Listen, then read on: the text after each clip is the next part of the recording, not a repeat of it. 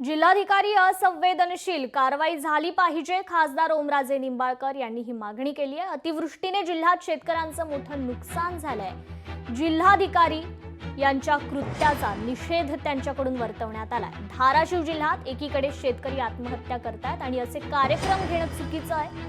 अतिवृष्टीने जिल्ह्यात शेतकऱ्यांचे मोठं नुकसान झालंय। पुरात अडकलेल्या लोकांना एनडीआरएफ जवानांनी वाचवलंय।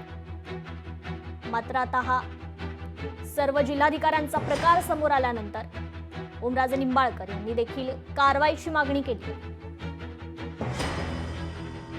धाराशिवचे खासदार ओमराजे निंबाळकर माझ्यासोबत आहेत।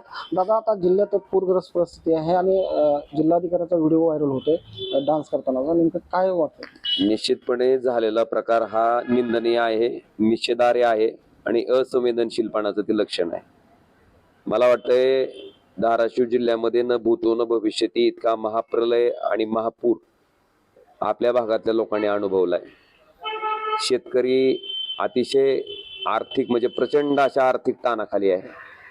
कारण बँकेचं कर्ज काढून जी शेती तिने पिकवली होती त्या शेतीतलं पीकही वाहून गेलंय, त्याच्या शेतातली मातीही वाहून गेली, जी विहीर खांदली होती ती विहिरी गाळानं बुजली आहे। एवढंच नाही तर त्याचं घर जे होतं त्या घरामध्ये सुद्धा संसार उपयोगी सामानाचा चिखल झालाय। अशा अतिशय गंभीर आणि प्रतिकूल परिस्थितीत शेतकरी सापडलेला आहे। त्याला प्रश्न आहे की आता हे उत्पन्न नाही आलं तर जे बँकेचं कर्ज काढलंय ते भरायचं कुठून? जी लेकरं त्या ठिकाणी शिक्षणासाठी आहेत त्यांच्यासाठी जे लागणारे फीस आहेत किंवा त्यांच्या राहण्यासाठी लागणारा जो खर्च आहे तो भागवायचा कुठून? आपण जर अशा पद्धतीनं असंवेदनशीलतेचं दर्शन घडवणार असू तर ते अतिशय निषेधार्ह आहे, दुर्दैवी आहे। लोकप्रतिनिधी असो, अधिकारी असो, आता जिल्हाधिकारी म्हणजे जिल्ह्याचे प्रमुख आहेत, उपजिल्हाधिकारी त्यांची सुद्धा जबाबदारी आहे। अशा पद्धतीनं त्या ठिकाणी अतिशय निषेधार्ह वर्तन करणं, असंवेदनशीलपणाचं वर्तन करणं, ह्याच्यातनं नेमकं सामान्य लोकांचा संदेश काय जातोय?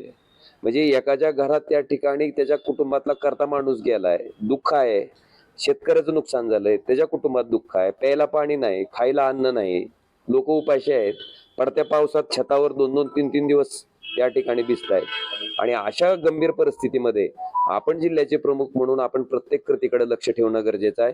त्याचा मी निषेध करतो की हे जिल्हाधिकारी होते ज्या दिवशी महापूर आला त्या दिवशी त्यांनी पहाटे 4 वाजल्यापासून एनडीआरएफची टीम आणणं असेल, त्याचबरोबर हेलिकॉप्टरचं रेस्क्यू ऑपरेशन आपल्याला राबवण्यासाठी त्यांना रिक्विजिशन पाठवणं असेल, त्यांनी त्या ठिकाणी तातडीनं पाऊल उचलले।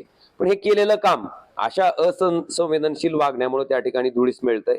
याची काळजी आणि खबरदारी त्यांनी स्वतः घेणं नितांत गरजेचं आहे। निश्चितपणे जर ती चूक आहे आणि त्या चुकीची शिक्षा सुद्धा भेटली पाहिजे आणि अशा अधिकाऱ्यावर आता कडक कारवाई सुद्धा केली पाहिजे। काकासाहेब कांबळे, लोकशाही मराठी, धाराशिव। लोकशाही मराठी, ऐका, पहा, जागरूक रहा।